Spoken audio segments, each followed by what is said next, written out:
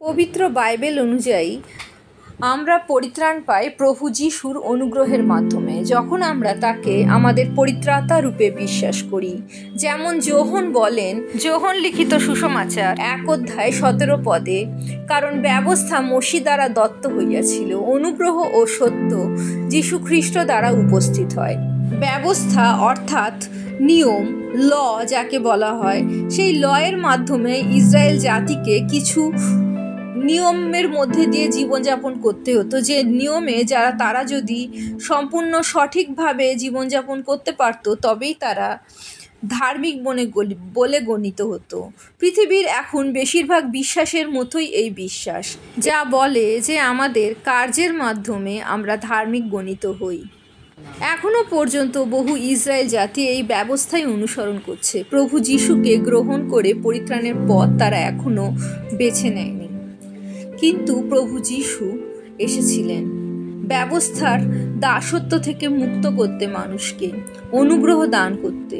কারণ কোনো মানুষই ব্যবস্থা দ্বারা ধার্মিক গণিত হতে পারে না, কারণ ব্যবস্থায় যা লেখা আছে তার প্রত্যেকটা পুঙ্খানুপুঙ্খভাবে অনুসরণ করা কোনো মানুষের পক্ষে সম্ভব নয়।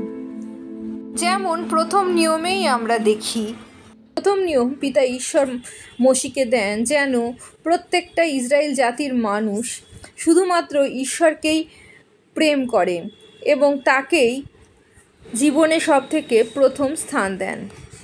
আর এই নিয়ম ইসরায়েল জাতি ভাঙতে সামান্য সময়ও নেয়নি। যখনই মসি সেই পাহাড়ে ব্যবস্থা আনতে গিয়েছিল, তখনই তারা মসির ওপর বিশ্বাস না করে, ঈশ্বরের ওপর বিশ্বাস না করে নিজেদের জন্য মূর্তি বানিয়ে নিয়েছিল।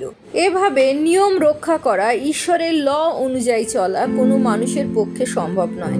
শুধুমাত্র প্রভু যিশু এই পৃথিবীতে এসে পিতা ঈশ্বরের সকল নিয়ম পুঙ্খানুপুঙ্খভাবে পূর্ণ করেন এবং তিনি একমাত্র ধার্মিক।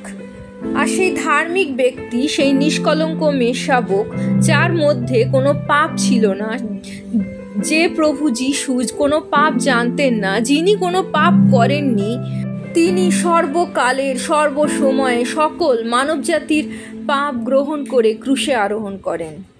যদি কেউ এই কথা বিশ্বাস করে, তারাই পরিত্রাণ লাভ করে।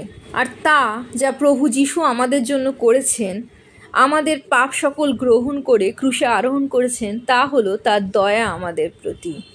এবং সেই দয়াতে তিনি থেমে থাকেননি, তারপর তিনি আমাদের অনুগ্রহ দান করেন। তিনি আমাদের পাপ গ্রহণ করেছেন, পিতা ঈশ্বরের ক্রোধ তিনি আমাদের গ্রহণ করেছেন। যে ক্রোধ বাইবেলের বাক্য অনুযায়ী পৃথিবীতে কিছুদিনের মধ্যেই নেমে আসবে, শেষ দিন উপস্থিত, সেই ক্রোধ আমাদের হয়ে, খ্রিস্ট বিশ্বাসীর হয়ে প্রভু যিশু গ্রহণ করেছেন। তাই তো আমরা সেই ক্রোধের সম্মুখীন হব না। তিনি আমাদের পিতার গৃহে নিয়ে যাওয়ার জন্য আসবেন। তিনি শুধুমাত্র আমাদের সকল খারাপ গ্রহণ করেছিলেন তাই নয়, তিনি আমাদের পাপ থেকে মুক্ত করেছেন, শুধুমাত্র তা নয়, তিনি আমাদের ধার্মিকতা তার দান করেছেন। তার ধার্মিকতায় ধার্মিক হয়ে আমরা পিতা ঈশ্বরের সন্তান হয়ে উঠতে পারি। তিনি আমাদের অনন্ত জীবন দান করেন যখন আমরা তাকে বিশ্বাস করি। তার ক্ষতর দ্বারা আমরা সুস্থ হই।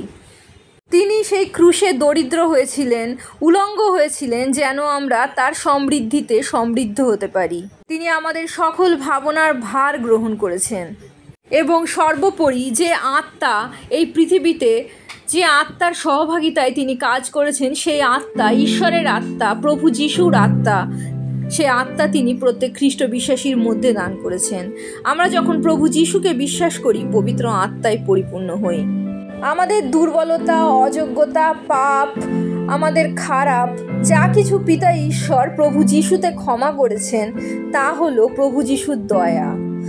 এবং তার পরিবর্তে, আমাদের খারাপের পরিবর্তে তিনি যা কিছু ভালো আমাদের দিয়েছেন, প্রভু যিশুর ধার্মিকতা, প্রভু যিশুর নামে জীবনে সমৃদ্ধি, প্রভু যিশুর ক্ষতর দ্বারা আমাদের সুস্থতা, প্রভু যীশু যে পিতা ঈশ্বরের ক্রোধ নিয়ে নিয়েছেন যাতে আমরা তার প্রেম পেতে পারি, প্রভু যীশুকে পৃথিবীর লোক বাতিল করেছেন যাতে আমরা পিতা ঈশ্বরের কাছে গ্রাহ্য হতে পারি। এই সকল কিছু উপরই যে পাওনা, যার যোগ্যতা আমরা কখনো নই, কোনোভাবেই আমরা তার যোগ্য নই। তিনি শুধু আমাদের ভালোবাসেন বলে, আমরা তার সৃষ্টি বলে তিনি দান করেছেন, তাই হলো অনুগ্রহ।